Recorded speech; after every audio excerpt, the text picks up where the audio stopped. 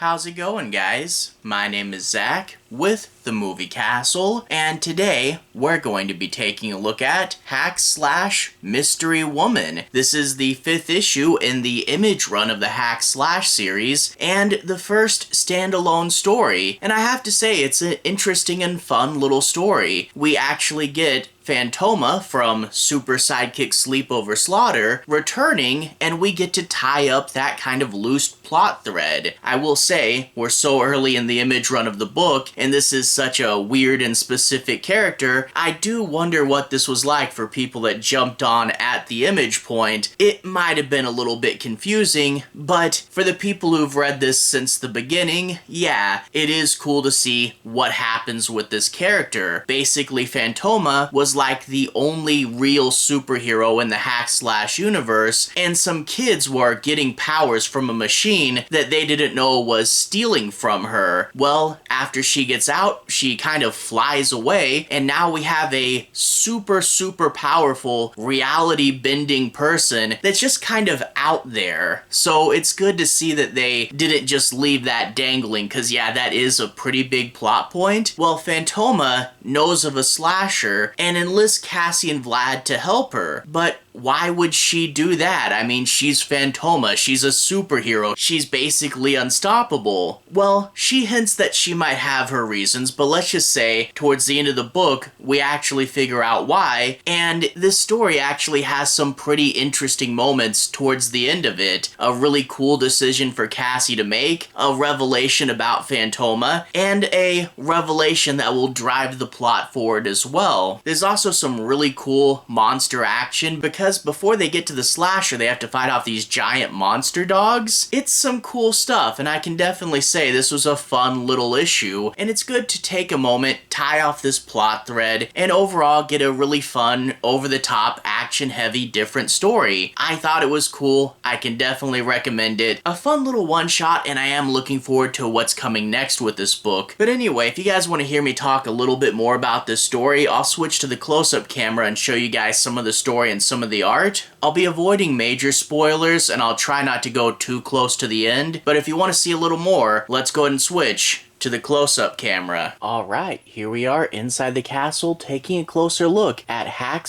Mystery Woman. Once again, we are inside of Omnibus 4, and let's bring this closer to the camera. Writer, as always, is going to be Tim Seeley. Pan it over to Mystery Woman, and we can see that this is issue number 5, art by Kyle Strahm. Flip it into the book, and we get to see the cover image for this one, a nice painterly image of Cassie and Phantoma there, and we get the bubble, the return of Phantoma, Mystery Woman of the Jungle. Pretty nice cover overall. And then after that, we get a few retro-style comic book pages, just like they did in the prologue for Super Sidekick Sleepover Slaughter, and they don't list a different artist, so I'm guessing it's the same artist, but the colorist is just doing a pretty good post job to make it seem retro. But yeah, this is like if she had her own comic book, and the villains this time around are a hunter-themed villain who wants to destroy the woods so that he can hunt the animals easier, and a mummy-themed villain who wants to destroy the woods to make the whole world into deserts. Good, campy, old-school villain motivation, and they built a giant robot Paul Bunyan. Phantoma sees this and decides to use her powers to save the forest. And I won't go too far into how this ends, but it is definitely a old-school, overpowered hero, silly villain story where the villains are teleported out of the robot and instantly turned into the very trees they were trying to cut down. Yeah, definitely Seeley making some jokes at old-timey comic books. But that was then, and when we cut to now, we get to see Phantoma has come back to find her jungle destroyed in her absence. Well, what's she going to do? She's going to go see Cassie Hack. We get this good gag where she's in the shower, and it looks like the scene from Psycho, but it's actually Cassie just trying to defend herself. yourself. And Phantoma is like, I need your help with something. You have to come with me. And we get a good bit in the hearse where they go back and forth. Cassie's like, you have extreme powers. Why would you need my help? Why do you even want to mess with me? Can't you pretty much do anything you want? And Phantoma does a little bit of analysis on Cassie. You're so angry, or is it not so much that you're angry, maybe you're more scared. They fight and she lashes out and we get that creepy skeleton face she does, and decides to pacify them with a tiny bit of mind control. Well, it turns out Phantoma says this big mansion is the home of a slasher, and I need you to go and kill it. Simple enough. Don't know why we need to be here. She can do this herself, but you know what? Let's go in and stop the slasher. Well, turns out there's some big, crazy Resident Evil style monster dogs they have to fight their way through first, and we do get some fun action sequences. I will say the art is kind of crazy in this issue, but when you're dealing with these insane monster dogs, yeah, the art definitely has its chance to pop. And I will say there is a reason why Phantoma is doing what she's doing. I won't spoil it, but a nice way to sort of handle this hanging plot thread from Super Sidekick Sleepover Slaughter. And there is a fun revelation towards the end of it, and a fun choice that Cassie has to make. Yeah, we begin with some cool monster fighting, and we end with some good characters and a good hint at the plot to come. Speaking of the plot to come, things are starting to quiet down at Chris and Lisa's house, and Kat Kirio says she's just about ready to go. She goes to leave, but it turns out Chris has a special mission for Pooch. We don't want Kat Kirio to get hurt, so go and keep an eye on her. And we actually get this really somber and heartfelt moment as he has to hug Pooch goodbye. And I have to say, with all they've been through, this is a really, really sweet moment. It really does serve to,